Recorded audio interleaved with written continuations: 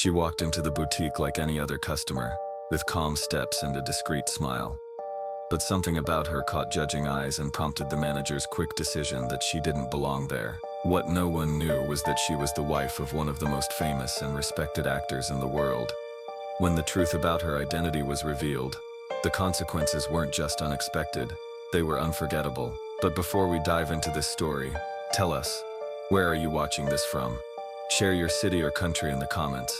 And don't forget to subscribe to the channel because tomorrow we'll have another inspiring story made just for you. The boutique exuded exclusivity with its white marble walls, illuminated glass shelves, and the soft melody of a string quartet filling the air alongside refined fragrances that captivated its clientele. At the center of this universe of luxury was Helena, the manager for over a decade and the embodiment of perfectionism.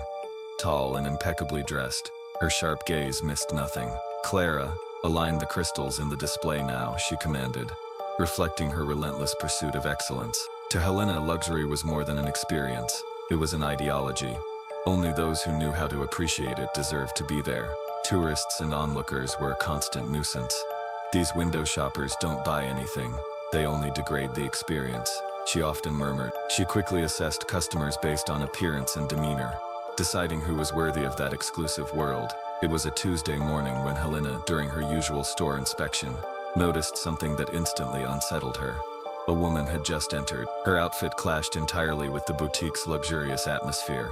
Worn-out jeans, simple sneakers, and a gray sweatshirt with the word love printed across the chest. Her presence was a visual disruption in a space where everything seemed meticulously curated to scream exclusivity. Helena's expression hardened, though she didn't outwardly show her irritation. Instead, she stood at a distance, observing the woman's movements while discreetly instructing the staff to stay alert. To Helena, it was obvious, this person did not belong here. The woman, however, seemed oblivious to the discomfort she was causing. She walked with remarkable calm, exploring the displays and lightly touching a few items. Her gaze was serene, almost curious, but showed no signs of someone intending to make a purchase. "Who let someone like that in?" Helena muttered, adjusting her glasses for a better view. To her, this was the height of intrusion. While trying to maintain her composure, her mind was already formulating a plan to handle the situation without compromising the store's image. Determined to address what she saw as a problem, Helena began walking toward the woman. Her heels echoed on the marble floor, a sound that had become almost synonymous with her authority. When she finally reached close enough to confront her, Helena took a deep breath and smiled. It was that calculated smile, cold yet polite, that she used to dismiss people who, in her eyes, didn't belong in that space. "May I help you?" Helena asked, tilting her head slightly. The woman looked up at her, and something in her gaze made Helena hesitate for a fraction of a second. It was a look that exuded calm and unwavering confidence. Yet Helena brushed off her unease and prepared for the next step. "She needs to leave," Helena thought. But before she could proceed, an unexpected thought crossed her mind. Who is this woman? The woman who had just entered the boutique was a striking contrast to the sophisticated and meticulously curated environment. Her appearance, worn jeans, simple sneakers, and a gray sweatshirt, emblazoned with the word love, seemed out of place, almost as if she belonged to an entirely different world. To Helena, it was more than just a questionable choice of clothing. It was a silent insult to the refinement she so carefully upheld. What a disastrous combination, Helena thought, frowning. The flashy sweatshirt, the worn-out sneakers. It was hard to decide which was worse. Everything about her screamed a complete lack of awareness of where she was. Nevertheless, the woman walked with impressive calm, seemingly indifferent to the judgmental stares following her. She touched the items on display delicately, as if absorbing every detail. Her posture was confident, almost as if the environment adjusted to her pace. Helena took a deep breath, adjusted the cuffs of her blazer, and decided to handle the situation personally. Helena approached with firm steps, her heels echoing against the marble floor. Her smile was polite but carried an undertone of coldness. "May I help you?" she asked, tilting her head slightly as her eyes scanned the woman from head to toe. It was impossible to hide the judgment in her expression. The woman looked up, smiling faintly. "Just browsing," she replied, her voice soft yet firm, seemingly unfazed by Helena's tone. "I see," Helena responded, crossing her arms and maintaining an air of superiority. "But our policy is clear. We aim to provide a serene and exclusive experience for our clients. It's important to preserve that atmosphere." The woman tilted her head slightly, as if considering the word. "I just wanted to look around," I've never been in a boutique like this, she said calmly.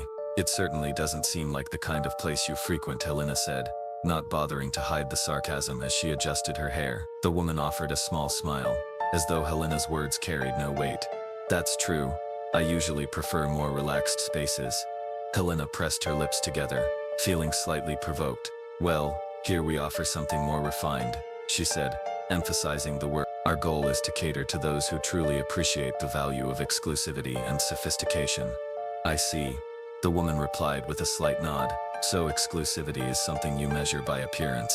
It's not about appearance, Helena retorted defensively. It's about maintaining the appropriate environment for our clients. The woman kept her smile, now tinged with irony. Interesting, so what makes a customer appropriate? Helena felt irritated but couldn't show it. Good taste, elegance, and a certain understanding of what luxury truly means. The woman laughed softly, almost imperceptibly. That seems like a lot of work just to buy a dress. Helena couldn't suppress a sigh of exasperation. Our pieces are not just dresses, she replied with emphasis. They're haute couture creations that represent a lifestyle, something that might be hard to explain to someone who isn't accustomed to it. The woman raised her eyebrows, appearing genuinely interested. And you decide who's accustomed to it, don't you? I'm the manager of this boutique, Helena replied firmly. It's my responsibility to protect the client's experience and the brand's reputation. The woman tilted her head slightly, studying Helena as if trying to decipher. You seem to take this very seriously, she said, her tone sounding both like a compliment and a veiled critique. Helena remained silent for a moment, feeling unsettled by the woman's composure. There was something about her, an unshakable confidence that seemed completely detached from the scenario around her. So, have you decided?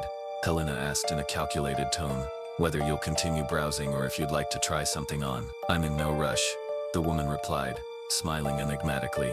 I'm still deciding. Helena took a deep breath, trying to control her growing irritation. Before she could respond, the boutique's doors opened once again. The echo of Helena's heels filled the boutique once more as she turned toward the entrance. An instant hush fell over the store, as if time itself had stopped. Standing in the doorway was Chris Evans. His presence was magnetic and all eyes turned to him. Dressed in casual yet elegant attire, his posture radiated both confidence and simplicity. He glanced around briefly, his gaze quickly landing on the woman in the sweatshirt.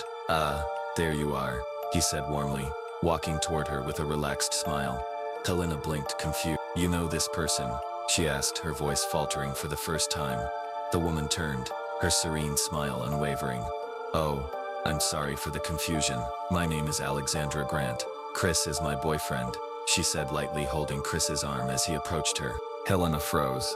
Alexandra Grant, she repeated, struggling to process what she had just heard.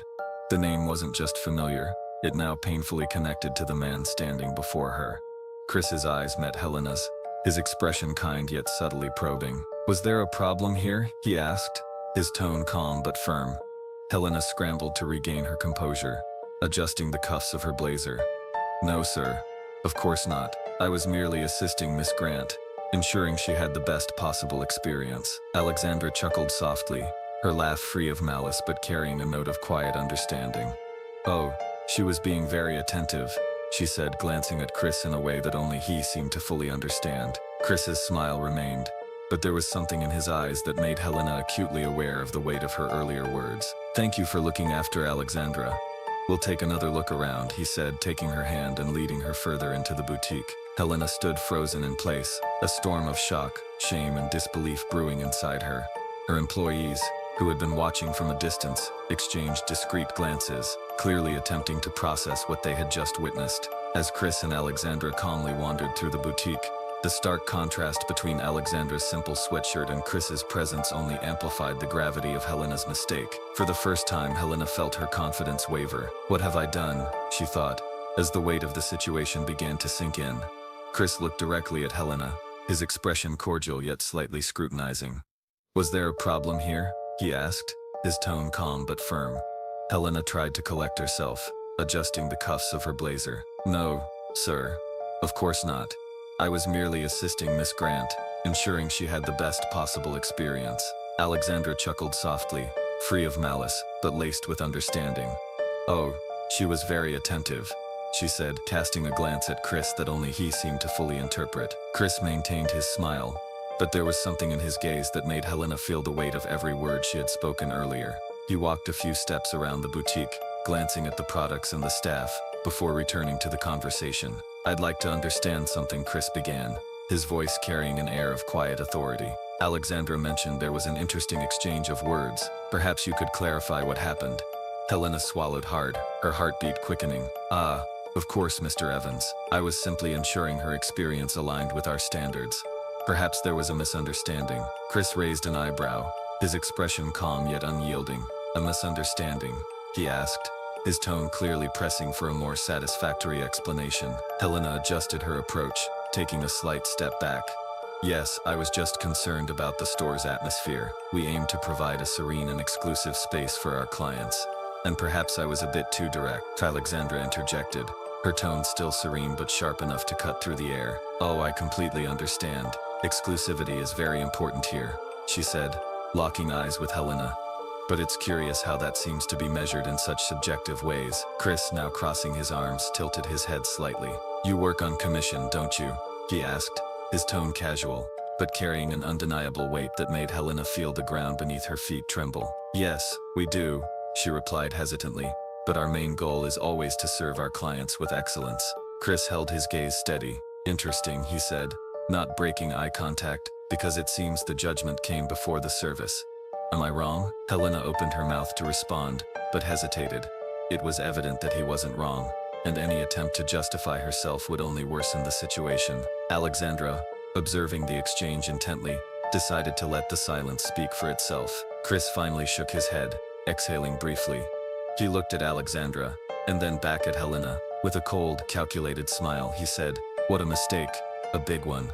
The words echoed through the boutique, leaving a heavy impact in the air. Helena froze, trying to process what she had just heard, while Alexandra averted her gaze with a small, knowing smile. A few nearby customers, who had been pretending not to notice, now exchanged discreet glances. One murmured to the person next to them, "This is what happens when people judge others by appearances." Another whispered softly, "I was thinking about buying something, but after this, I'm not sure I want to spend my money here." Helena began to grasp the full scope of her mistake. This wasn't just about her reputation with a famous client. The ripple effects were spreading to other customers, and even her own staff. Then, as if to confirm her worst fears, Chris delivered the final blow.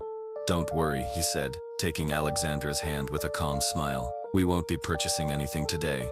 We wouldn't want to disrupt the store's exclusive atmosphere." Alexandra chuckled softly, shaking her head. "Thank you so much for your attention, Helena. It was enlightening." They began heading for the door, leaving a heavy silence in the boutique. As the glass doors closed behind them, the employees finally allowed themselves to breathe, but the tension in the air remained palpable. Helena, still frozen in place, felt her phone vibrate in her pocket. With trembling hands, she unlocked the screen and read a message from a customer near the door who had sent it to a group chat. "Just saw Chris Evans walk out of the city's most famous boutique after being mistreated." The drama was big and deserved. Helena exhaled deeply, feeling the weight of what had just happened. The incident wasn't over, it was only beginning. Helena stood motionless for several minutes after Chris Evans and Alexandra Grant left the store. The boutique seemed electrified, with employees exchanging nervous glances and customers murmuring among themselves. Though she tried to regain her composure, Helena knew the fallout from this moment would be far-reaching. Adjusting her blazer in an attempt to reclaim control, she barked, "Everyone back to work." Her tone was sharper than she intended, but it was clear no one was truly focused. The dramatic exit of the couple still reverberated through the boutique like an unshakable echo. Shortly after the incident, a customer who had witnessed the scene approached one of the display cases, seemingly ready to make a purchase. Instead, he turned to Helena and said, "I was going to buy that watch, but I think I'll reconsider. If the service here depends on how someone is dressed, maybe I shouldn't spend my money here." Helena tried to muster a polite smile, but the impact of his words was undeniable. Other customers began leaving the store, some in silence, others murmuring their dissatisfaction. She could feel control slipping through her fingers. Helena sat in her office, the phone still trembling in her hands. The conversation with the boutique's owner had been direct and harsh. He had pointed out the social media posts, the dissatisfied customer comments, and the overall damage her behavior was inflicting on the store's reputation. "Do you understand what's at stake here?" he said, his tone grave. It doesn't matter how many years of experience you have, Helena. A mistake like this can cost us dearly. I need you to fix this now. Helena took a deep breath after hanging up. Shame, anger, and doubt swirled inside her. For years, she had believed that exclusivity equaled judgment, that it was her duty as a manager to determine who deserved to be there. Now that logic seemed to be crumbling before her. Alone in her office, Helena replayed the incident in her mind. Alexandra's words, calm but cutting, echoed. It's curious how that seems to be measured in such subjective ways. She ran her hands over her face, feeling drained. For the first time, she questioned whether her vision of exclusivity had been wrong. Had she lost sight of what truly mattered? Had she, in her pursuit of perfection, forgotten humanity? While rifling through her desk, she stumbled upon an old photograph tucked in a drawer. It was of her younger self, standing in front of a luxury boutique, dressed in simple clothes. In that moment, Helena remembered dreaming of stepping into a place like the boutique she now managed. When did I forget who I was? She murmured to herself. The next day, Helena called a meeting with her team. The room was filled, but the silence was tense. Everyone seemed on edge, bracing for either reprimands or rigid orders. Helena took a deep breath and began. Yesterday was a difficult day, and a lot of that was my fault. The staff exchanged surprised glances. It was rare for Helena to admit to a mistake. I've always believed our job was to protect the brand's image, to maintain exclusivity. But in doing so, I've realized I forgot something important: respect. And yesterday, I failed to show it. Clara, who had been the most outspoken the day before, smiled slightly, encouraging Helena to continue. Helena looked around at her team and said, "From today, I want us to think about exclusivity differently, not as a barrier, but as an inviting and memorable experience for every customer. Let's change." The following weeks brought visible changes. The staff underwent training to adopt a more inclusive and customer-centered approach. Helena led by example, greeting every customer with genuine warmth, regardless of their appearance or status. Physical changes were made to the boutique as well. Near the entrance, a mural was installed with the phrase, "Luxury is a state of mind, not an appearance." To Helena, this was more than a motto. It was a new philosophy. A few days later, Helena was in her office reviewing reports when she came across an old photo of herself. It was the same picture she had found earlier of her standing in front of a boutique, as a young woman, dressed simply and dreaming of the world of luxury. This time, as she looked at the photo, she didn't feel shame or regret. Instead, she felt a deep connection to the young woman she had once been. She placed the photo on her desk, alongside Alexandra's message, as a constant reminder of where she came from and how she had chosen to grow. The boutique now featured a new message prominently displayed near the entrance. True luxury is not in the things we possess, but in the connections we create. Helena looked at the phrase every day, reminded of the importance of continuing to evolve. For her, the boutique was now more than a space for selling. It was a place where people from all walks of life could feel valued. At the end of the day, as the boutique's lights dimmed, Helena smiled. For the first time in a long time, she felt at peace with her work and the person she was becoming. If you enjoyed this story, we have many more that will warm your heart. Click the screen to explore more tales of hope, compassion, and resilience.